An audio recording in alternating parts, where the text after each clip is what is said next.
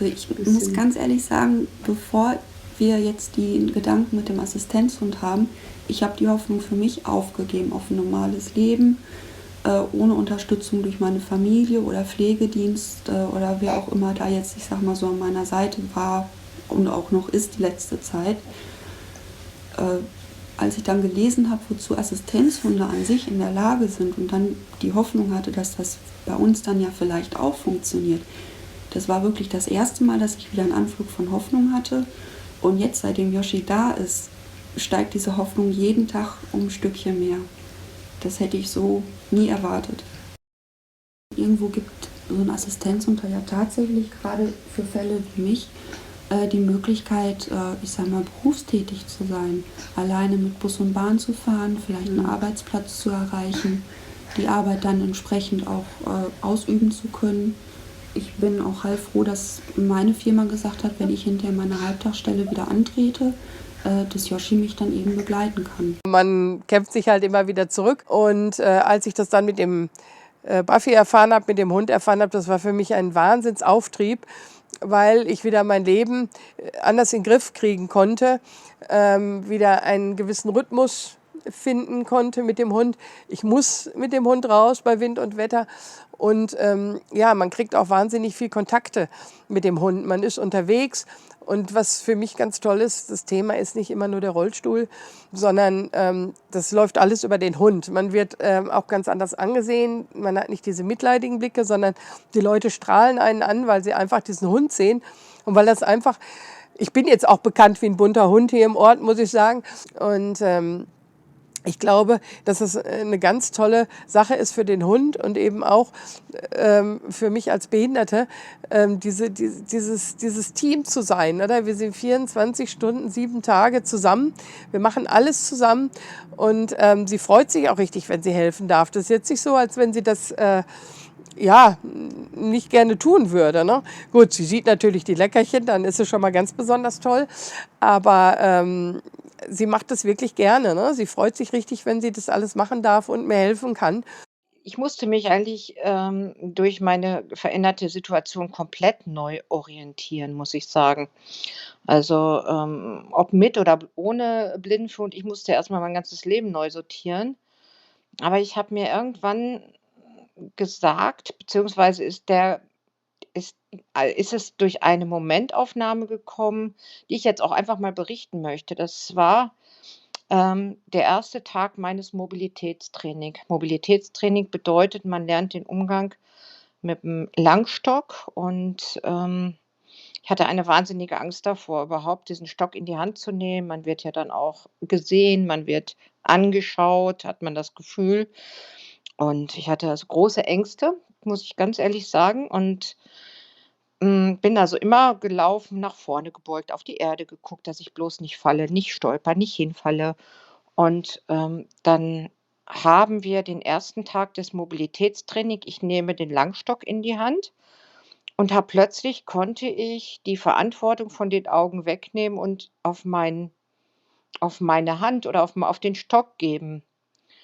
Und da habe ich wirklich gemerkt, ich kann plötzlich gerade stehen, gerade gehen, den Kopf hoch und ich kriege plötzlich viel mehr Luft, also viel mehr, Atemluft und ich habe viel mehr von der Umwelt mitbekommen.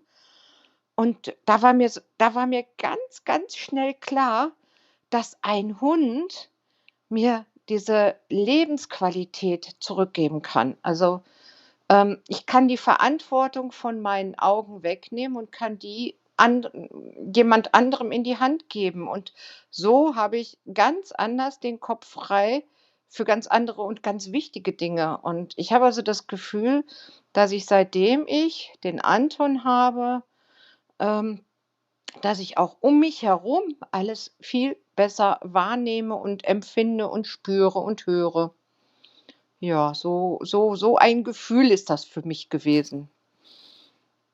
Ohne den Emil wäre ich also auch mit Rollstuhl dann nirgendwo mehr hingekommen. Ja, ich wäre immer auf eine Person angewiesen, die mich durch die Gegend fährt. Und das wollte ich natürlich nicht. Ich wollte weiterhin selbstbestimmt am Leben teilnehmen können Und das habe ich halt eben dann durch den Emil und trotz Rollstuhl auch hinbekommen. Als ich das erste Mal mit dem Urmel gegangen bin, da habe ich gedacht: „Boah, mein Gott, nee, also dich auf eine Kreatur einlassen. Ich bin ja ein selbstbestimmter Mensch. Das geht ja gar nicht.“ Und, dann habe ich das aber einfach mal probiert, meinen Kopf auszuschalten und habe den Hund laufen lassen, ohne dass ich ihn korrigiert habe, sondern nur er mich in die richtigen Richtungen gezogen hat und korrigiert hat.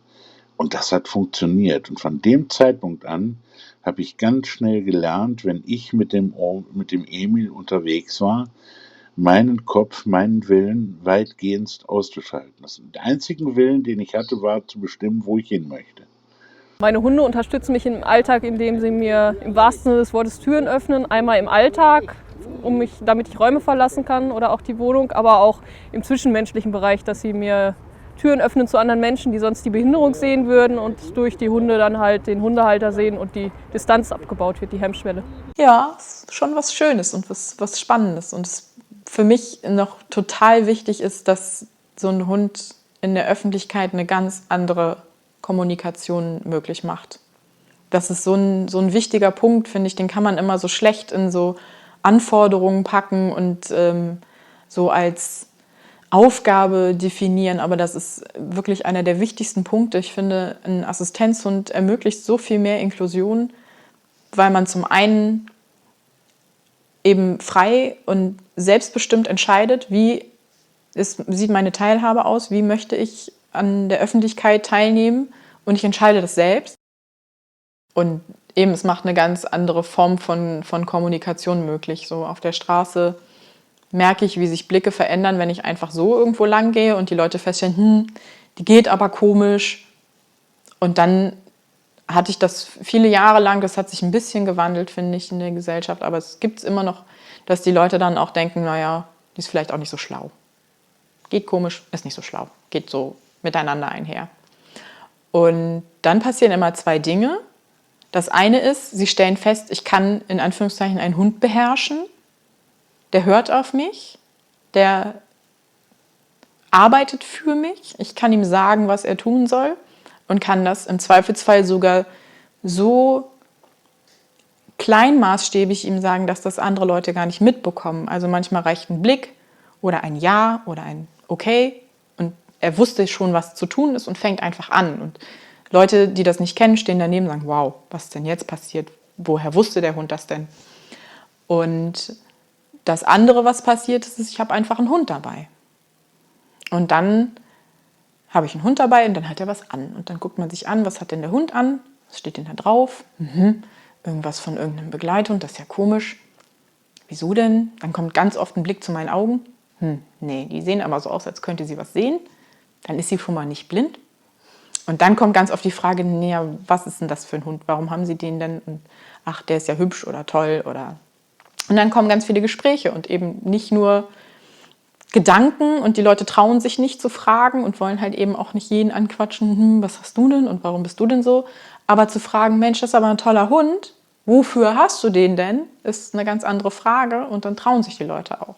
Also man kommt viel mehr in Gespräch, klar mit Hundebesitzern sowieso, aber eben auch ohne Hund, wenn man andere Menschen ohne Hund trifft und man hat den eigenen dabei oder man bringt ihn ja durchaus an ungewöhnliche Orte mit.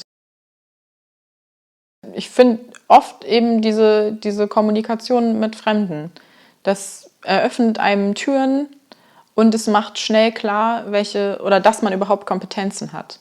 Man wird von dieser Ecke des Hilfsbedürftigen in die Ecke eines Arbeitgebers gehoben oder geschoben und macht anderen Leuten, ohne dass man mit ihnen gesprochen hat, schnell klar, dass man weiß, was man tut, weil man einen Hund führt. Man ist halt nicht mehr, man wird so ein bisschen aus der Opferrolle rausgenommen. Also in Göttingen habe ich Biologie studiert und da haben wir mit 300 Leuten angefangen und man kannte sich halt nicht so besonders gut untereinander. Und es gab mit Sicherheit immer Leute, die sind einfach so verschwunden in der Masse und mich kannte jeder. Ich war die mit dem Hund. Und es war halt auch einfach, mich zu charakterisieren. Man hätte mich auch auf der Schule schon immer, hat mich jeder gekannt, aber dann war ich halt die Behinderte. Die Einzige auf dem Gymnasium. Und im Studium war ich dann einfach die mit dem Hund. Und es war auch für alle anderen auch viel einfacher, dann über mich und auch mit mir zu reden, ohne dann, ne, dann kommt man wieder in die Political Correctness. Und was sagt man jetzt, die mit dem Handicap, die Behinderte, die mit der Behinderung, oh, was sage ich denn jetzt? Naja, und sowas einfach die mit dem Hund. Und dann war der Hund auch noch nett und dann war alles gut. Hiermit geht unser Podcast über mögliche Vorteile von einem Leben mit Assistenzhund zu Ende. Falls er Ihnen gefallen hat, teilen Sie ihn gerne weiter. Vergessen Sie bitte auch nicht, unseren Kanal zu abonnieren. Immer auf dem Laufenden bleiben Sie außerdem, wenn Sie auf www.pfotenpiloten.org unseren Newsletter bestellen. Vielen Dank und bis zum nächsten Mal.